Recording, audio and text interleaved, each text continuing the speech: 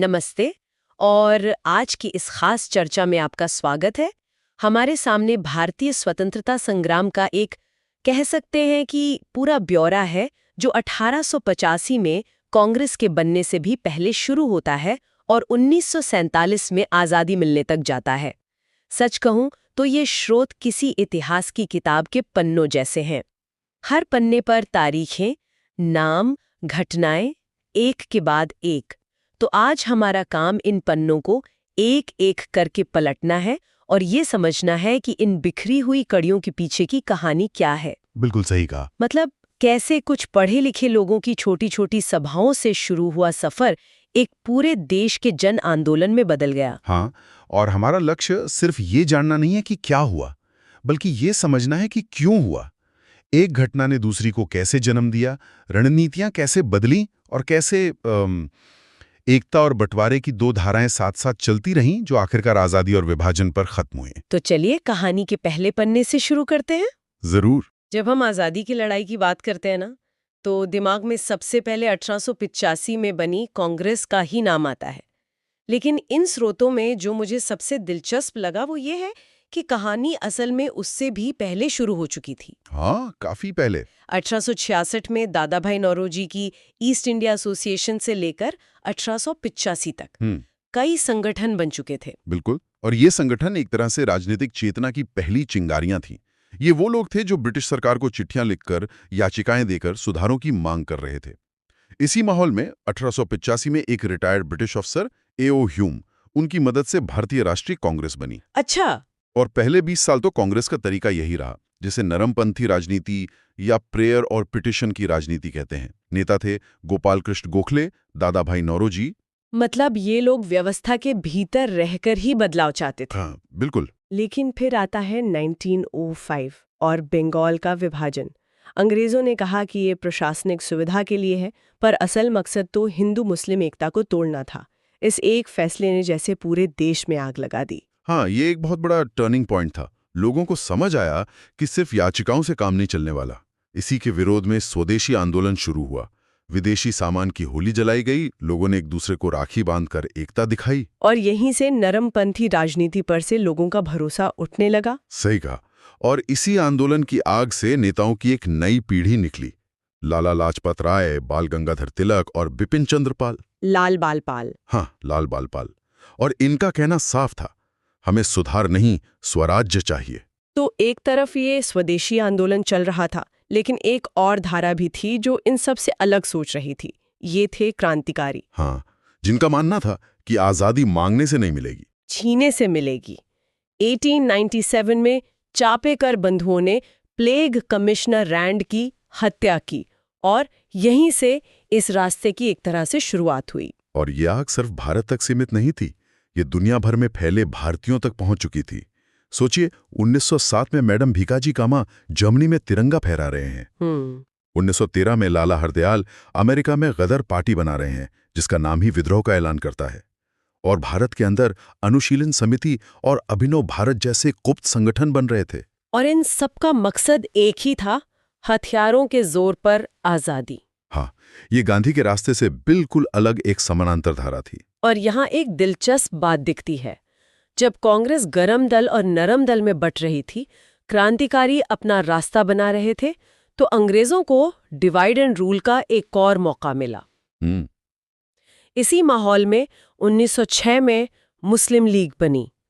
क्या ये सिर्फ एक इत्तेफाक था? ये एक बड़ा सवाल है। मुस्लिम लीग का शुरुआती उद्देश्य तो मुसलमानों के राजनीतिक हकों की रक्षा करना था, लेकिन इस एक घटना ने भारतीय राजनीति में एक ऐसी तीसरी धारा को जन्म दिया जिसने आगे चलकर देश का भूगोल ही बदल दिया। और फिर हम कहानी के अगले पन्ने पर आते हैं। 1915 में महात्मा गांधी दक्षिण अमेरिका से भारत लौटे। हाँ, 20 साल के लंबे संघर्ष के बाद। लेकिन आते ही उन्होंने राष्ट्रीय राजनीति में छलांग नहीं लगाए, जो मुझे काफी हैरान करता है। बिल्कुल। उन्होंने पहले 1 साल पूरे भारत का दौरा किया, देश को समझा, फिर उन्होंने अपने सत्याग्रह के तरीकों को आजमाना शुरू किया, पर छोटे स्तर पर। अच्छा। 1917 में चंपारण में नील किसानों के लिए ये था उनका पहला सविनय अवज्ञा। 1918 में अहमदाबाद के मिल मजदूरों के लिए ये थी उनकी पहली भूख हड़ताल। और फिर खेड़ा के किसानों के लिए ये था उनका पहला असहयोग। तो एक तरह से ये राष्ट्रीय मंच पर आने से पहले की नेट प्रैक्टिस थी। हाँ, बिल्कुल, यही कह सकते हैं। लेकिन फिर 1919 में ब्रिटिश सरकार रॉलेट एक्ट लेकर आई।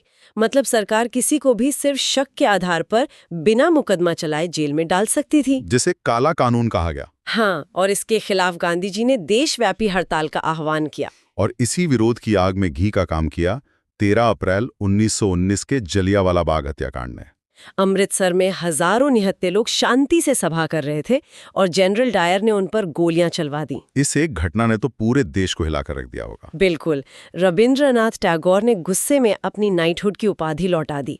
अब तक जो लोग ब्रिटिश न्याय व्यवस्था में थोड़ा बहुत यकीन रखते थे, उनका भी भरोसा टूट गया। इसी दर्द और गुस्से की जमीन पर 1920 में असहयोग आंदोलन की नींव रखी गई। हाँ, गांधी जी ने कहा, हम अंग्रेजों के साथ किसी भी तरह का सहयोग नहीं करेंगे।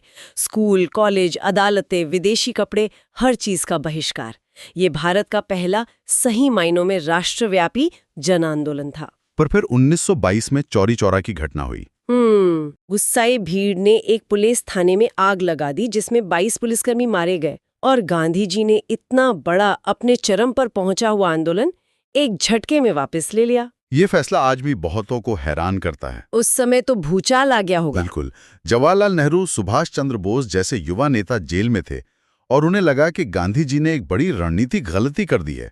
इसी निराशा और खालीपन से एक नई सोच ने जन्म लिया। अच्छा, वो क्या थी? सीआर दास और मोतीलाल नेहरू ने कहा, ठीक है, अगर हम सड़कों पर आंदोलन नहीं कर सकते तो हम चुनाव लड़कर परिषदों के अंदर जाएंगे और सरकार का काम रोक देंगे। और यहीं से स्वराज पार्टी का जन्म हुआ। तो आंदोलन का तरीका बदला, लेकिन अंग्रेज भी चुप नहीं बैठे थे। 1927 में वे साइमन कमीशन लेकर आए। हाँ, भारत के भविष्य पर फैसला करने। पर मजाक देखिए, 7 सदस्यों के इस कमीशन में एक भी भारतीय नहीं था। इसे व्हाइट मैन कमीशन कहा गया और इसका जबरदस्त विरोध हुआ। साइमन गो बैक के नारे लगे। हाँ, और इसी विरोध के दौरान लाठीचार्ज में लाला लाजपत राय की मृत्यु हुई, जिसका बदला बाद में भगत सिंह और उनके साथियों ने लिया। अंग्रेजों ने चुनौती दी कि अगर भारतीयों में इतनी ही काबिलियत है तो वे खुद अपना संविधान बनाकर दिखाएं। और इसी चुनौती के जवाब में 1928 में मोतीलाल नेहरू की अध्यक्षता में नेहरू रिपोर्ट तैयार की गई। इसमें डोमिनेंस स्टेटस की मांग की गई थी। अब ये डोमिनेंस स्टेटस क्या चीज है? मतलब आजादी पर पूरी नहीं? बिल्कुल। आसान भाषा में समझें तो इसका मतलब था कि भारत अपना शासन खुद चलाएगा, अपनी सरकार बनाएगा, लेकिन रहेगा ब्रिटिश साम्राज्य के ही झंडे के नीचे, जैसे उस वक्त कनाडा या ऑस्ट्रेलिया थे। और यहीं पर कांग्रेस के अंदर एक नई बहस छिड़ गई।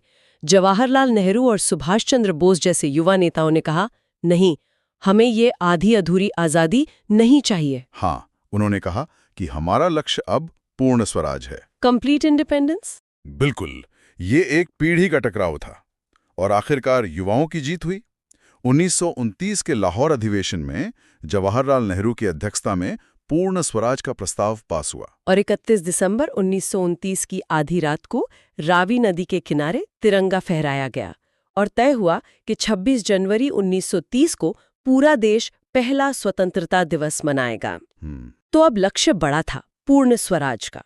और इस लक्ष्य को हासिल करने के लिए गांधी जी ने एक और बड़े आंदोलन की शुरुआत की, सविनय अवज्ञा आंदोलन। और उसकी शुरुआत हुई उनकी मशहूर दांडी यात्रा से। मुद्दा था नमक। नमक जैसी छोटी सी चीज। हाँ, पर उसपे भी सरकार का टैक्स और एकाधिकार था। 12 मार्च 1930 को गांधी जी अपने 78 साथियों के साथ साबरमती से निकले और 24 दिन पैदल चलकर दांडी पहुंचे और समुद्र के पानी से नमक बनाकर कानून तोड़ा। ये सिर्फ नमक बनाना नहीं था, ये ब्रिटिश साम्राज्य को एक सीधी चुनौती थी। बिल्कुल। और इस आंदोलन की सबसे दहला देने वाली तस्वीरें तो धरासना से आईं। वहां सरोजनी नायडू के नेतृत्व में सत्याग्रही चुपचाप नमक कारखाने की ओर बढ़ते और पुलिस उन पर बर्बरता से लाठियां बरसाती। हाँ, एक अमेरिकी पत्रकार थे, वेब मिलर, वो वहां मौजूद थे। उन्होंने लिखा कि उन्होंने 20 साल में कई लड़ाइयां और दंगे देखे हैं, लेकिन ऐसा भयानक नजारा कभी नहीं देखा।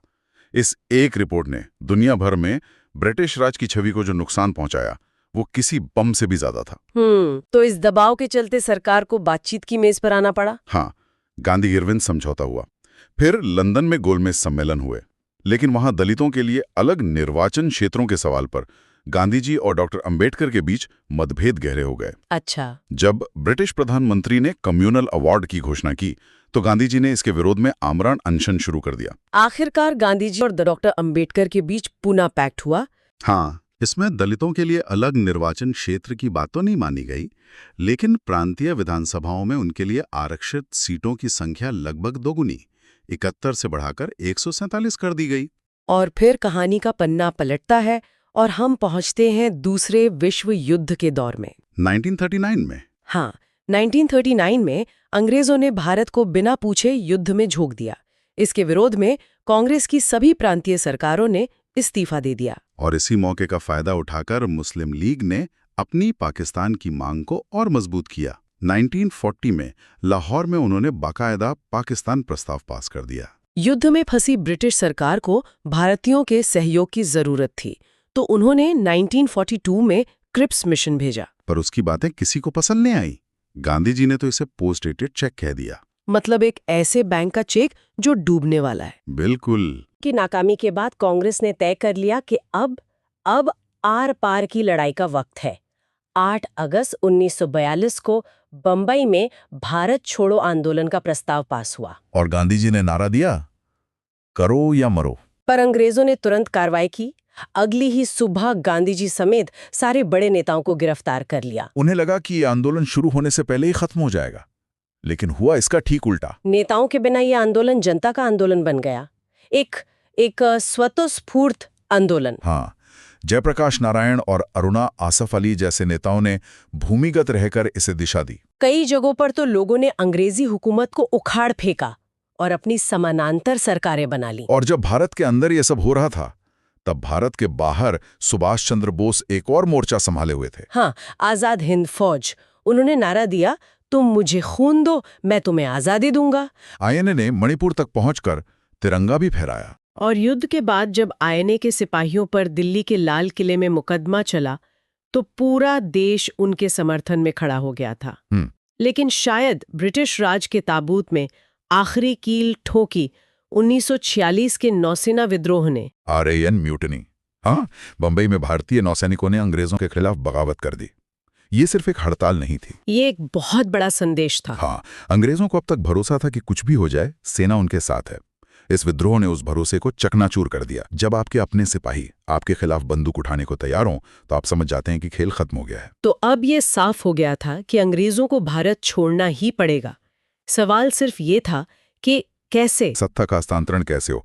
इसी के लिए 1946 में कैबिनेट मिशन आया। उसने पाकिस्तान की मांग को तो खारिज कर दिया, लेकिन एक बहुत ही ढीले ढाले संघ का प्रस्ताव रखा। पर तब तक शायद बहुत देर हो चुकी थी। बहुत देर। जिन्ना और मुस्लिम लीग अब बंटवारे से कम पर राजी नहीं थे। पाकिस्तान की मांग को लेकर दबाव बनाने के लिए लीग ने 16 अगस्त 1946 को डायरेक्ट एक्शन डे का ऐलान किया, यानी सीधी कार्रवाई। हाँ, और इसके बाद कलकत्ता में जो हुआ वो इतिहास का एक काला अध्याय है। भयानक दंगे हुए, हजारों लोग मारे गए। इस नफरत और हिंसा के माहौल में लॉर्ड माउंटबैटन भारत के आखिरी वाइसरॉय बनकर आए। और उन्होंने आते ही समझ लिया कि अब बंटवारे को टाला नहीं जा सकता। 3 जून 1947 को उन्होंने अपनी योजना पेश की। भारत का विभाजन होगा और भारत और पाकिस्तान नाम के 2 देश बनेंगे। ये एक बेहद दुखद और दर्दनाक फैसला था, जिसे कांग्रेस और मुस्लिम लीग दोनों ने भारी मन से स्वीकार कर लिया, क्योंकि इसका विकल्प था एक अंतहीन गृह युद्ध। तो ये थी भारतीय स्वतंत्रता संग्राम की कहानी, जैसा कि इन स्रोतों के पन्नों में दर्ज है। एक लंबा और जटिल सफर जिसमें याचिकाएं थीं, आंदोलन थे, क्रांतियां थीं, बातचीत थी, और अंत में आजादी के साथ साथ बंटवारे का दर्द भी था। बिल्कुल। ये एक ऐसी यात्रा थी जिसमें रणनीति, त्याग, एकता और गहरे मतभेद सब कुछ शामिल था। ये पन्ने हमें घटनाओं का एक ढांचा देते हैं, एक कालक्रम बताते हैं। और यही आज का विचारणीय प्रश्न है। ये स्रोत हमें राजनीतिक घटनाओं, बड़े नेताओं के फैसलों और संधियों के बारे में तो बताते हैं, लेकिन उन करोड़ों आम लोगों के बारे में क्या, जो इस पूरी लड़ाई का हिस्सा थे। सोचने वाली बात यह है कि इन राजनीतिक पड़ावों के पीछे आम लोगों के जीवन में, समाज की सोच में और देश की जमीन पर कौन से बड़े बदलाव हो रहे थे, जो शायद इन पन्नों में दर्ज नहीं है, लेकिन जिनके बिना ये कहानी अधूरी है। क्लैरिटी सर्कल, समझोगे तो चमकोगे।